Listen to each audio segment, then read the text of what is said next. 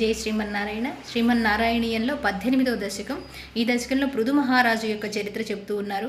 పృథు మహారాజు అనగానే సాక్షాత్తు భగవంతుని అంశ, భూమిని సస్యశ్యామలం చేసి అత్యద్భుతంగా పరిపాలించినటువంటి మహారాజు. ఈ ధ్రువ వంశంలో ఉన్నటువంటి వారే ఈ పృథు మహారాజు. ఆయన యొక్క చరిత్ర ఇందులో చెప్తూ ఉన్నారు. మొట్టమొదటి శ్లోకం. జాతస్య ధ్రువకిల ఏవ తుంగకీర్తే అంగస్య వ్యజనిసుతస్స వేన నామా తద్దోషవ్యదితమతిః సరాజవర్యః త్వత్పాదే నిహితమనాః వనం గతోభూత్. వేణుడు అనేటటువంటి దుర్మార్గమైనటువంటి చేష్టితాలు చేసేటటువంటి వాడు ధ్రువకులంలో అంగమహారాజుకి జన్మించాడట. మొట్టమొదట అంగుడు అని పిలువబడేటటువంటి మహారాజుకి వేణుడు జన్మించాడు అని చెప్తున్నారు. ఆ అంగమహారాజు ఎవరట? ధ్రువ వంశంలో ఉన్నటువంటి వారట. జాతస్య అస్య జాతః, ఎవరు? అస్య ధ్రువకుల, ధ్రువకులంలో పుట్టినటువంటి వారు ఏవ తుంగకీర్తే, అత్యద్భుతమైనటువంటి తుంగకీర్తి అంటే మంచి అద్భుతమైనటువంటి కీర్తి ప్రతిష్టలు, ఘనమైనటువంటి కీర్తి ప్రతిష్టలు కలిగినటువంటి వారు అంగస్య, అంగుడు అనేటటువంటి వారు జన్మించారట ధ్రువ వంశంలో. అతనికి వ్యజని సుత సవేన నామ, సుతుడిగా వేణుడు అని పిలువబడేటటువంటి వాడు పుట్టాడు. అయితే ఈ వేణుడు చాలా తద్దోష వ్యదితమతి, దోషభూయిష్టమైనటువంటి ప్రవర్తన కలిగినటువంటి వాడు, దుర్మార్గమైనటువంటి చేష్టితములు చేసేటటువంటి వాడు. అతని యొక్క ప్రవర్తనని చూసి ఈ అంగమహారాజు వ్యదితమతి, బుద్ధి కుదురుగా లేక పాపము బాధపడుతున్నటువంటి వాడై సరాజవర్య, ఆ అంగమహారాజు భగవంతుని అందే చిత్తము నిలిపి త్వత్పాదేవి నిహితమనాహ, భగవంతుణ్ణి సేవించుకోవాలి అని భగవంతుని యొక్క ధ్యానం చేయడం కోసం వనం గతోభూత్, వనాలకి వెళ్ళిపోయారట. పాపోపి క్షితితల పాలనాయ వేనః పౌరాద్యైరుపనిహితః కఠోరవీర్యః సర్వేభ్యో నిజబలమేవ సంప్రశంసన్ భూచక్రే తవ యజనాన్యహం న్యరౌత్సీత్.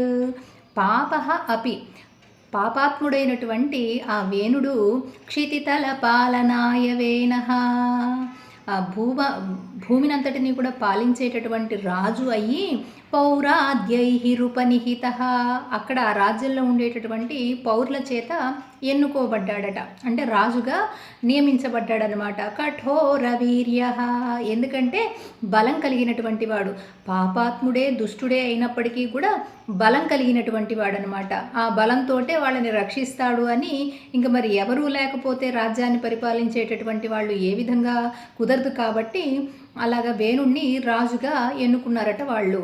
ఇంకా అప్పటి నుంచి సర్వేభ్యో నిజ బలమేవ సంప్రశంసన్, తన యొక్క బలాన్ని పొగడాలి అంటూ భగవంతుడు లేడు అని, ఎవరికి యజ్ఞయాగాదులు చేసే పని లేదు అని తనని తానే పొగుడుకుంటూ మిగిలినటువంటి ఎవరిని కూడా నమస్కారం చేయక్కర్లేదు, స్తుతులు నూతులు అవసరం లేదు, యజ్ఞయాగాది క్రతువులు అవసరం లేదు అని తననే పొగడాలి, తననే స్తుతించాలి అని అందరికీ చెప్పడం ప్రారంభించాడట. సర్వేభ్యో నిజ బలమేవ సంప్రశంసన్, తనని తానే పొగుడుకుంటూ ఉన్నాడనమాట. ఇట్లా భూచక్రే తవ యజనాన్యహం న్యరౌత్సీత్, ఈ విధంగా మొత్తం ఆ రాజ్యంలో యజ్ఞయాగాది క్రతువులని న్యరౌత్సీత్ ఆపేసేసి తనని గురించే పొగుడుకోవడం ప్రారంభించాడట.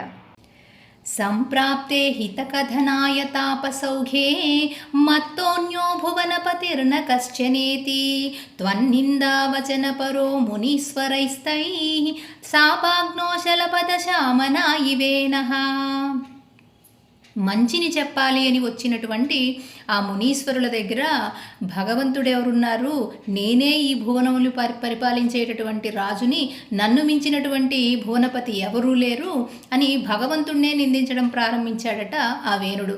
సంప్రాప్తే హితకథనాయ, సంప్రాప్తే చేరుకొని, దగ్గరికి చేరుకొని ఆ వేణుడి దగ్గరికి, హితకథనాయ తాపసౌఘే, హితాన్ని బోధించాలి అని తాపసులు, తపస్సులు, ఆ మునీశ్వరులైనటువంటి వారు అతని దగ్గరికి చేరుకొని మత్తోన్యో, చేరుకొని హితాన్ని బోధించాలి అని అనుకుంటే మదంతో, గర్వంతో ఉన్నటువంటి అతడు వేణుడు భువనపతిర్న కశ్చనేతి, ఎవరు భువనాల్ని పరిపాలించేటటువంటి వాడు, నన్ను మించినటువంటి వాడు ఎవరూ లేరు. త్వన్నిందావచనపరో అని భగవంతుణ్ణే నిందించడం ప్రారంభించాడట. అప్పుడు ఆ మునీశ్వరైస్తై, మునీశ్వరులు అది తట్టుకోలేకపోయారు, సహించలేకపోయారు.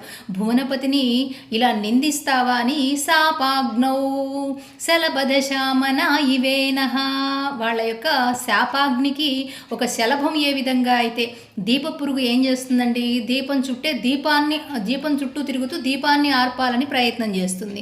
కానీ చివరికి ఆ దీపంలోనే పడి ప్రాణాలు విడుస్తుంది. భగవంతుడే లేడని పలికినటువంటి అతడు భగవంతున్నే ఆరాధించేటటువంటి ఆ మునీశ్వరుల యొక్క శాపాగ్నిలో పడి శలభం ఏ విధంగా అయితే దగ్ధమైపోతుందో అట్లా దహించుకుపోయాడట. తన్నాసాత్ ఖలజన భీరుకైర్మునీంద్రై తన్మాత్రా పరిరక్షితే తదంగే త్యక్తాఘే పరిమదితాదోరుదండా దోర్దండే పరిమదితే త్వమావిరాసి. ఆ చనిపోయినటువంటి తత్ నాశాత్, ఆ వేణుడు నశించిన తర్వాత, మరణించిన తర్వాత ఆ శవాన్ని దాచిపెట్టిందట తల్లి అయినటువంటి సుమీధ. తన మంత్రశక్తితోటి భద్రపరిచిందనమాట. రకరకాల లేపనాలు రాసి జాగ్రత్తగా భద్రపరిచిందట.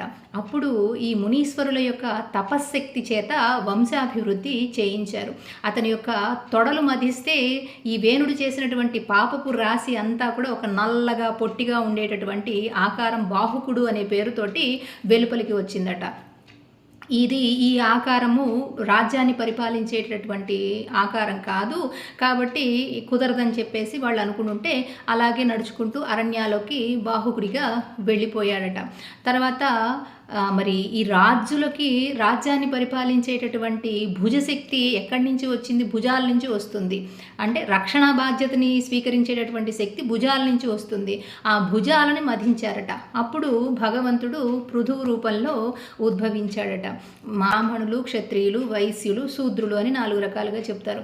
అందులో క్షత్రియులు భగవంతుని యొక్క భుజాల నుంచి ఉద్భవించారు అని చెప్తారు కదా. అందుకనే వాళ్ళకి రక్షణ బాధ్యతని స్వీకరించేటటువంటి శక్తి ఉంటుంది అని. అలాగా భుజాల నుంచి మధించడం వల్ల పృథు మహారాజు జన్మించాడట. తన్నాశాత్ ఖలజన భీరుకై, ఖలజన భీరుకై, ఆ ఖలుడు అంటే దుర్మార్గుడు, దుష్టుడైనటువంటి వాడు. వేణుడు మరణించిన తర్వాత ఇంకా ఆ రాజ్యంలో మిగిలినటువంటి ఖలజనానికి అంటే దుర్మార్గులకి, దుష్టులకి పట్టపగ్గాలు లేవన్నమాట. అప్పుడు మునీంద్రై, ఆ మునీంద్రులందరూ కూడా భయపడుతూ ఉన్నప్పుడు తన్మాత్ర చిర పరిరక్షితే, తత్ మాత్ర వేణుడి యొక్క తల్లి అయినటువంటి సుమీధ భద్రపరిచిందట వేణుడి యొక్క శవాన్ని. చిర పరిరక్షితే తత్ అంగే, అంగము అంటే శరీరాన్ని అన్నమాట. ఆ శవాన్ని భద్రపరిచింది.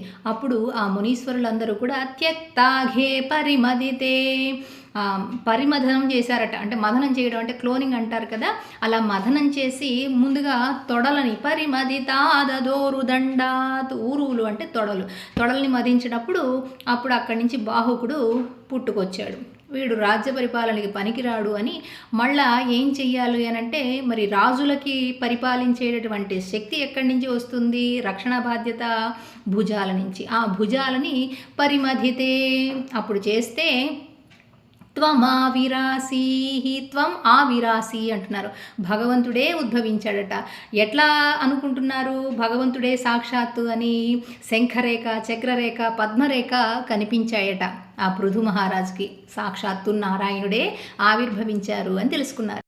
విఖ్యాత పృథురితి తాపసోపదిశ్యై సూతాద్యై పరిణుత భావి భూరి వీర్య వేనాత్య కబళిత సంపదం ధరిత్రీం ఆక్రాంతం నిజ ధనుషాం సమామకార్షి.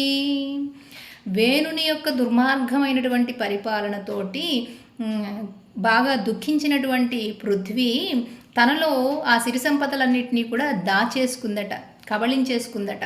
అప్పుడు విఖ్యాత, విశ్వవిఖ్యాతి పొందినటువంటి, అంటే భవిష్యత్తులో ఇలా ఉంటాడు పృథు మహారాజు అని చెబుతున్నారనమాట మహర్షులు వాళ్ళ యొక్క తపశ్శక్తి చేత.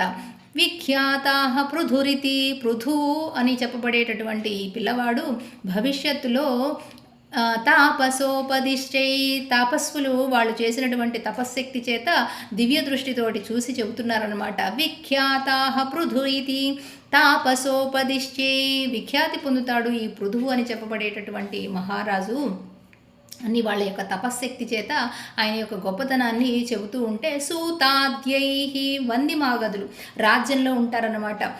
రాజు యొక్క క్షేమాన్ని కోరుకుంటూ ఎప్పుడూ కూడా వాళ్ళ వంశంలో ఉన్నటువంటి వారి యొక్క గొప్ప చరిత్రని పొగుడుతూ ఉంటారనమాట. అంటే కేవలం పొగడటం అనే కాదు, రాజు తప్పుడు మార్గంలో ఉండకుండా వెళ్లకుండా కాపాడుతూ ఉంటారనమాట. వారి యొక్క వంశం యొక్క కీర్తి ప్రతిష్టలని పొగుడుతూ మంచి మార్గంలో నడిపిస్తూ ఉంటారనమాట. అట్లా మహర్షుల యొక్క తపశ్శక్తి చేత చెప్పబడినటువంటి ఆ విషయాలన్నిటిని కూడా ఈ సూతాద్యై, వందిమాగదుల చేత పొగడబడినటువంటి ఆ పృథు మహారాజు పరిణుత భావి భూరి వీర్య, గొప్ప వంశాభివృద్ధిని చేసి అద్భుతమైనటువంటి పరిపాలన చేస్తాడు. వేనార్త్యా, వేణుని యొక్క దుర్మార్గమైన దుష్టమైనటువంటి పరిపాలన చేత దుఃఖించినటువంటి భూమి కబలిత సంపదం ధరిత్రీ, పృథ్వీ ఆ ఐశ్వర్యాలన్నిటినీ సకల సంపదలన్నిటినీ కూడా తనలో గ్రసించేసుకుందట, దాచేసుకుందట. అప్పుడు ఆ క్రాంతం నిజ ధనుష సమామకార్షి, ధనస్సు చేపట్టి మళ్ళా తిరిగి పృథ్వీని సస్యశ్యామలం చేసినటువంటి మహానుభావుడు పృథు మహారాజు.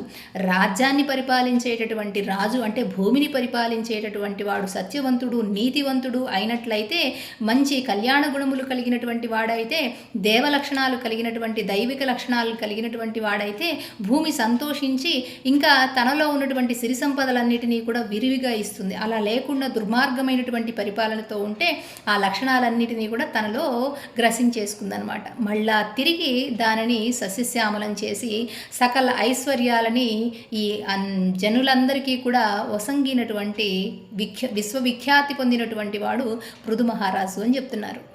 భూయాస్తాం నిజకులముఖ్యవత్సయుక్తై దేవాద్యై సముచితచారుభాజనేషు అన్నాధీన్యభిలషితాని యాని తాని స్వచ్ఛందం సురభితను మధుదుహస్త్వం.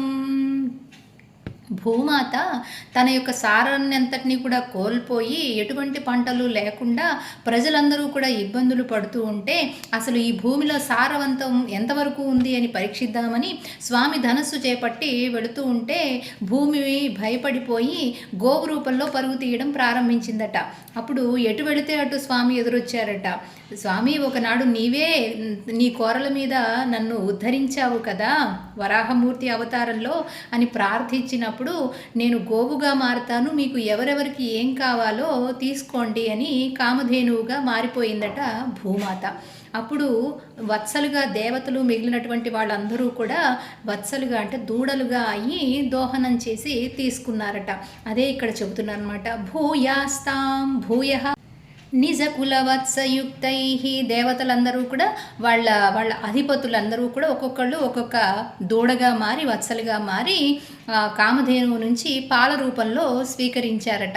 అంటే మంచి మంచి పాత్రలు తీసుకొని వెళ్ళి ఎవరెవరికి ఏమేం కావాలో వాళ్ళు అవన్నీ కూడా తీసుకున్నారట. దేవాద్యై, దేవతలందరూ కూడా సముచిత చారు భాజనేషు, వారికి తగిన విధంగా చక్కగా పాత్రలను తీసుకువెళ్ళి పాలని రూపంలో స్వీకరించారట. అంటే ఆ ఐశ్వర్యాలంతటినీ కూడా ఎవరెవరికి ఏమేం కావాలో అవన్నీ కూడా అన్నాధీన్యభిలషితాని యానితాని, అన్నం కావలసినటువంటి వాళ్ళకి అన్నము, ఐశ్వర్యం కావలసినటువంటి వాళ్ళకి ఐశ్వర్యము, ఇట్లా యానితాని ఎవరెవరికి ఏమి కావాలో అభిలషితాని వారి కోరికల మేరకు ఆ పాత్రల తీసుకొని వెళ్ళి చక్కగా పాల రూపంలో దోహనం చేసి తీసుకున్నారట. స్వచ్ఛందంగా ఆ భూమి నుంచి వారు ఎవరికి తగినట్లుగా వాళ్ళు దోహనం చేసి సురభితము మధుదుహస్త్వం, సురభి రూపంలో గోవు అంటే గోవు శబ్దానికి భూమి అనేటటువంటి పేరు కూడా ఉంది కదండి. ఆ సురభిగా మారినటువంటి భూమాత నుంచి దోహనం చేసుకొని ఇట్లాగా అందరూ తీసుకున్నారు పృథు మహారాజుతో సహా అంటున్నారు నారాయణ భట్టతిరి.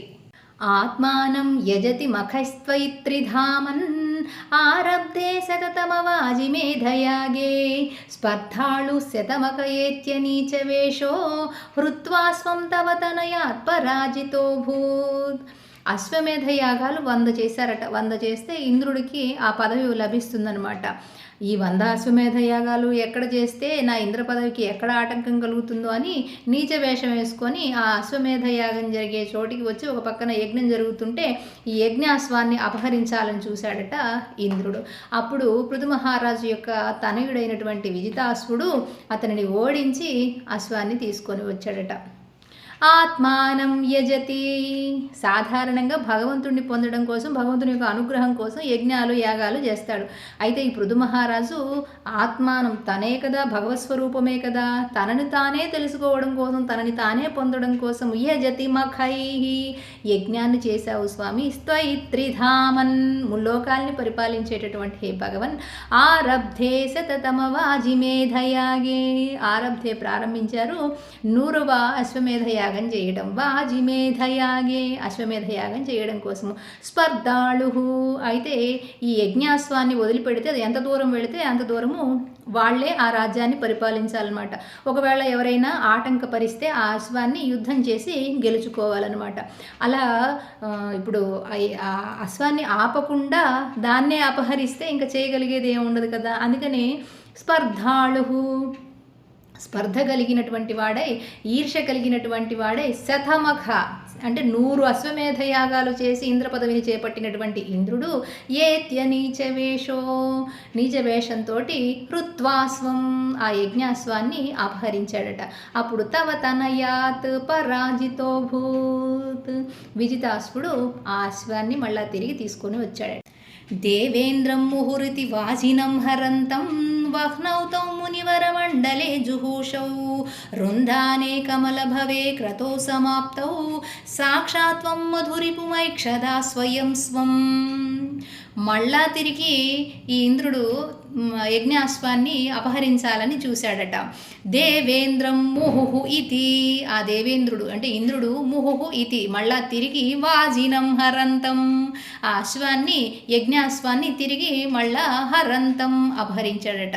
అప్పుడు వహ్నౌతం మునివర మండలే జుహూషౌ, అక్కడ యజ్ఞాన్ని చేయిస్తున్నటువంటి మునివరులందరూ కలిసి, ఋత్వికులుగా ఉన్నటువంటి వారందరూ కలిసి వాళ్ళ యొక్క మంత్రశక్తులతోటి ఈ భృగు మహర్షి మొదలైనటువంటి వాళ్ళు ఆ ఇంద్రుణ్ణి అందులో హోమగుండంలో పడేయాలని ప్రయత్నం చేశారట. అప్పుడు రుంధానే కమలభవే, కమలభవుడైనటువంటి బ్రహ్మగారు నిరోధించారట వాళ్ళని. క్రతౌ సమాప్తౌ, మధ్యలో ఆగిపోయినటువంటి దాన్ని మళ్ళా సమాప్తి చేయించారట. ఆ క్రతువుని, మధ్యలో ఆగిపోయినటువంటి క్రతువుని మళ్ళా పూర్తి సమాప్తం చేయించారట. సాక్షాత్వం మధురిపుమైక్షదా స్వయం స్వం, సాక్షాత్ భగవంతుని స్వరూపమే పృథు మహారాజుగా వచ్చాడు. అయితే యజ్ఞపురుషుడు ఆవిర్భవించి యజ్ఞగుండంలో చక్కగా దివ్యమైనటువంటి దర్శనాన్ని వసంగారట రాజు రూపంలో ఉన్నటువంటి పృథువు గారికి. సాక్షాత్ మధురిపుమైక్షదాహ, మధు అనేటటువంటి రాక్షసంహారం చేసినటువంటి హరి నారాయణ సాక్షాత్కరించావు స్వామి అంటున్నారు. తద్దత్తం వరముపలభ్య భక్తిమేకాం గంగాంతే విహిత పద కదాపి దేవా సత్రస్తం మునినివహం హితాని శంసన్ ఐక్షిష్టాసనక ముఖాన్ మునీన్ పురస్తాత్.